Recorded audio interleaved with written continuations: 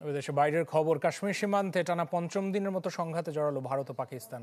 রাতভর দুই দেশের সেনাদের মধ্যে চলে বিচ্ছিন্ন গোলাগুলি। আর এমন পরিস্থিতিতে অস্তিত্ব হুমকির মুখে পড়লে পারমাণবিক ক্ষেপণাস্ত্র ব্যবহারের হুমকি দিয়েছে পাকিস্তান। পেহেলগামে হামলার পর ভারত পাকিস্তানের সম্পর্কে যে বৈরী রূপ বিশ্ব দেখছে তা কয়েক দশকে বিরল। পারমাণবিক শক্তিধর দুই দেশই পাল্টাপাল্টি পদক্ষেপ নিয়ে বাড়িয়েছে কূটনৈতিক সম্পর্কের তিক্ততা। ভারত পাকিস্তান বড় পরিসরে যুদ্ধে জড়াবে কিনা এই প্রশ্ন যখন ঘুরপাক খাচ্ছে বিশ্বে, ঠিক এমন সময়ে বার্তা সংস্থা রয়টার্সকে দেয়া সাক্ষাৎকারে যুদ্ধ নিয়ে চাঞ্চল্যকর বার্তা দিলেন পাকিস্তানের প্রতিরক্ষামন্ত্রী। জানান, পাকিস্তানের ভূখণ্ডে হামলা চালাতে পারে ভারত।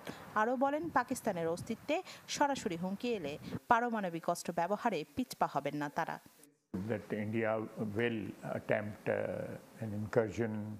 আমাদের বাহিনীগুলোকে প্রস্তুত রেখেছি, কারণ ভারতের হামলা আসন্ন।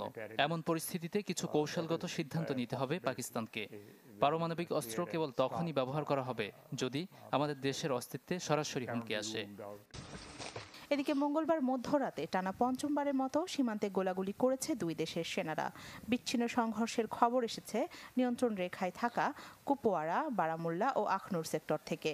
দুই পক্ষের সংঘর্ষের মধ্যেই আকাশসীমা লঙ্ঘনের অভিযোগে ভারতের একটি কোয়াডকপ্টার ড্রোন ভূপাতিত করার দাবি করেছে পাকিস্তান। দেশটির নিরাপত্তা কর্মকর্তাদের দাবি, ভারতীয় সেনারা জম্মু ও কাশ্মীরের কাছে ভিমবার জেলার মানাওয়ার সেক্টরে ড্রোন ব্যবহার করে নজরদারির চেষ্টা করছিল। 22 এপ্রিল পেহেলগামে হামলার পর থেকেই জঙ্গি নির্মূলে অভিযান চালাচ্ছে ভারতীয় সেনারা। চলছে ব্যাপক ধরপাকড়, জঙ্গিবাদে জড়িত থাকার অভিযোগে গুড়িয়ে দেওয়া হচ্ছে অনেকের ঘরবাড়ি। অভিযানের সুবিধার্থে ও পর্যটকদের নিরাপত্তার স্বার্থে কাশ্মীরের 48টি পর্যটন কেন্দ্র সাময়িকভাবে বন্ধ করেছে ভারতের কেন্দ্রীয় সরকার। আর যেসব পর্যটন কেন্দ্র খোলা আছে সেগুলোতে বাড়ানো হয়েছে নিরাপত্তা। ভারত পাকিস্তানের চলমান উত্তেজনা কমাতে জরুরি পদক্ষেপ নেওয়ার আহ্বান জানিয়েছেন তুরস্কের প্রেসিডেন্ট রিসেপ তাইয়েপ এরদোয়ান। দুই দেশের মধ্যে শান্তি প্রতিষ্ঠায় এখনই উদ্যোগ না নিলে পরিস্থিতি আরও ভয়াবহ সংকটের রূপ নিতে পারে, এমন শঙ্কার কথাও জানান তিনি। রাখি জেসমিন, চ্যানেল 24।